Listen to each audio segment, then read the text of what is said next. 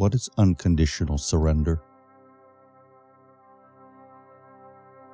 If one surrenders oneself, there will be no one to ask questions or to be thought of. Either the thoughts are eliminated by holding on to the root thought I, or one surrenders oneself unconditionally to the higher power. These are the only two ways for realization.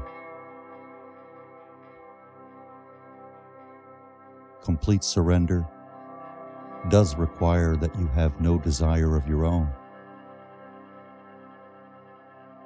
You must be satisfied with whatever God gives you. And that means having no desires of your own.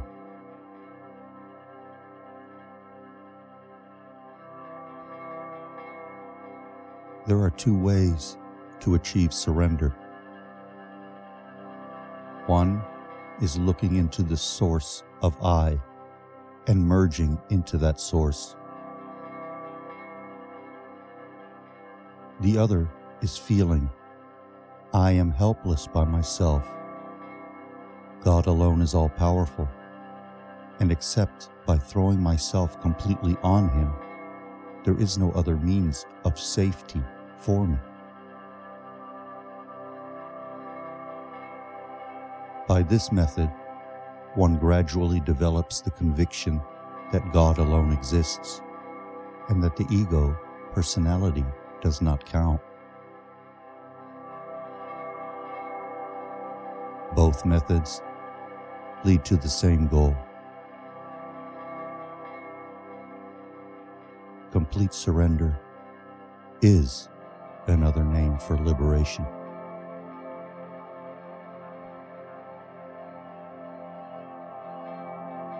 By whatever path you go,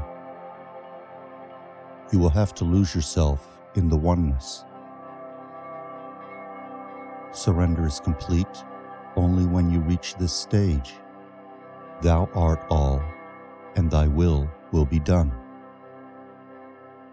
This state is not different from realization. In the meditation, I am all, or I am He, there is dualism. There is I, and there is He. In surrender, there is non-dualism. But in the reality, there is neither dualism nor non-dualism. There is only that which is.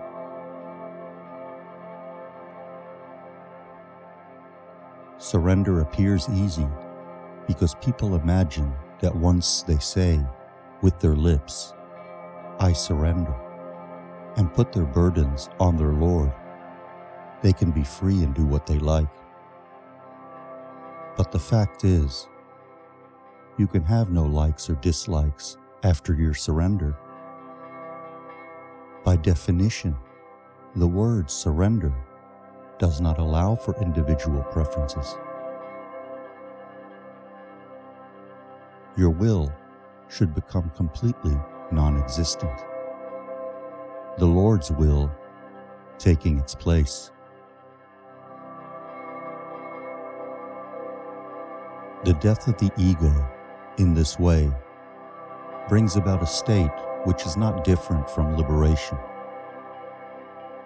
So, by whatever path you may go, you must come to liberation or oneness.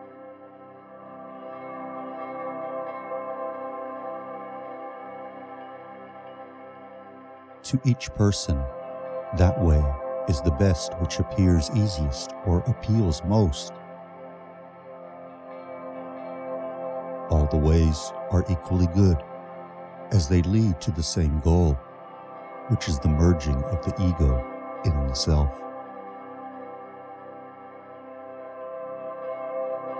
What the practitioner of surrender calls surrender, the one which does self-inquiry calls liberation. Both are trying only to take the ego back to the source from which it sprang and make it merge there. Leave it to God rather than haste in such a search.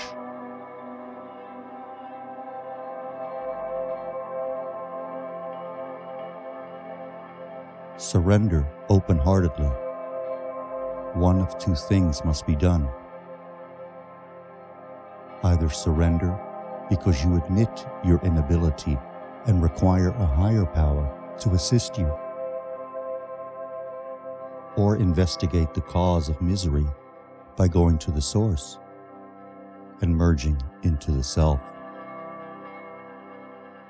Either way, you will be free of misery. God never forsakes one who has surrendered. Surrender once for all and be done with the desire. So long as the sense of doership is retained, there is the desire. That is also personality. If this goes, the self is found to shine forth pure. The sense of doership is the bondage, and not the actions themselves.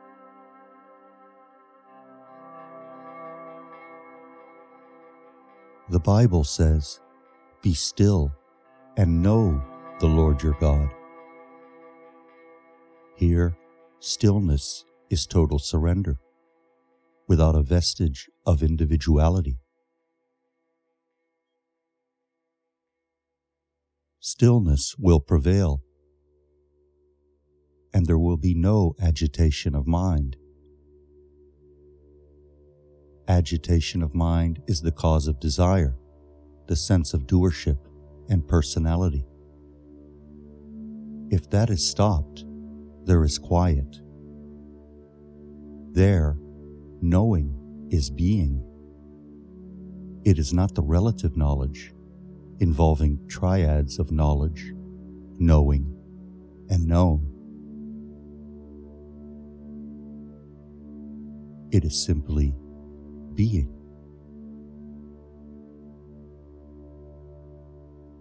The Bible says, "I am that I am." I am is God, not thinking I am God. Realize I am, and do not think that I am. Know that I am God, it is said, and not think that I am God.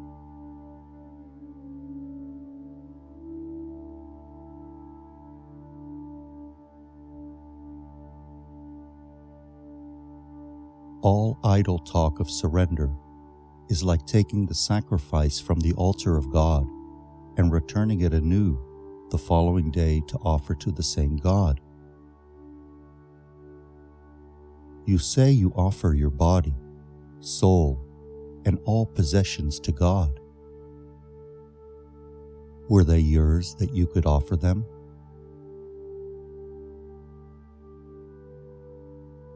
At best, you can only say, "I falsely imagined till now that all these, which are yours, were mine.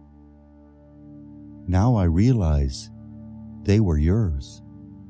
I shall no longer act as if they are mine."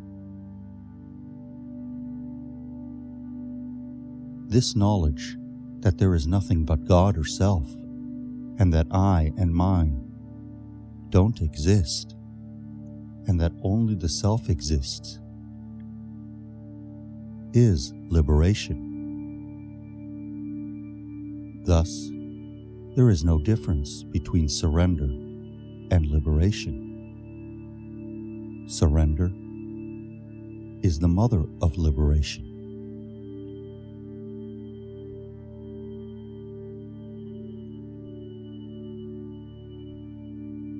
If you have surrendered, you must be able to abide by the will of God and not make a grievance of what may not please you. Things may turn out differently from the way they look apparently.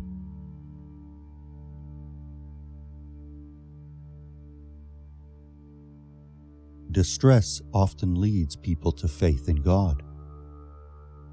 You must only trust God. Surrender to Him and abide by His will.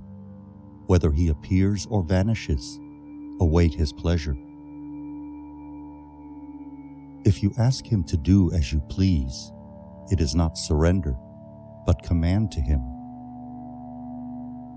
You cannot have Him obey you, and yet think that you have surrendered.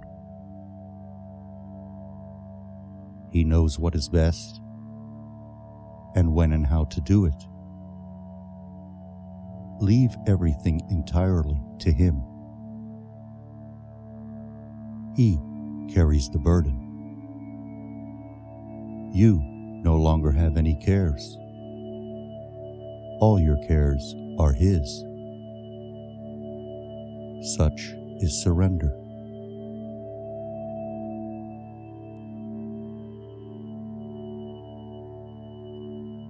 Or you may inquire to whom these thoughts, these questions arise. Dive deep in the heart and remain as the self. One of these two ways is open to the aspirant.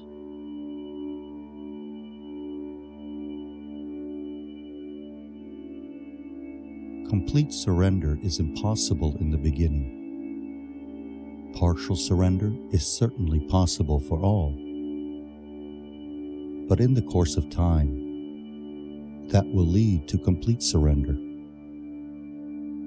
So, if surrender is impossible, what can be done? There is no peace of mind. You are helpless to bring it about. It can be done only by surrender. It is enough that one surrenders oneself.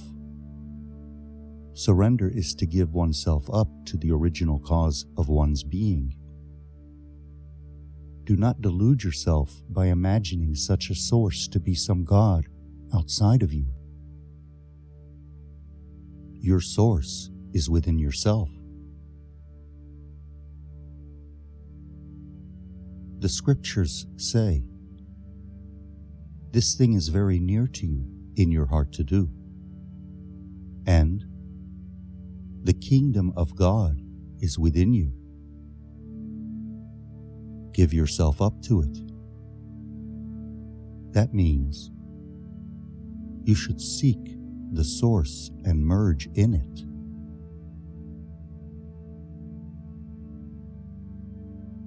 Call it God or call it karma. Some higher power will carry on everything in this world according to the development of the mind of each individual. If the responsibility is thrown on the higher power, things will go of their own accord.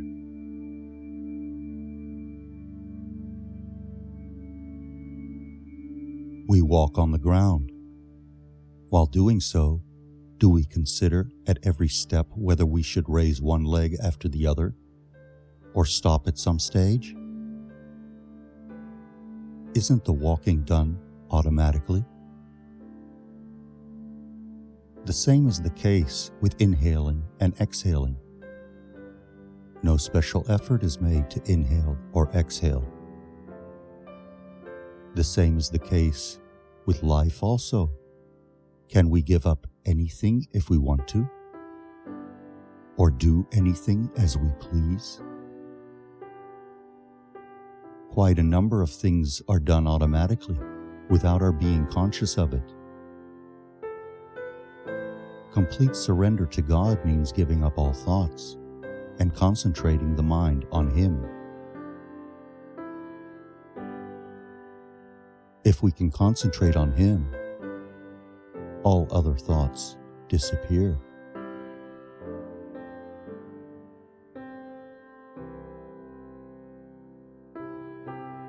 If the actions of the mind, speech, and body are merge with God, all the burdens of our lives will be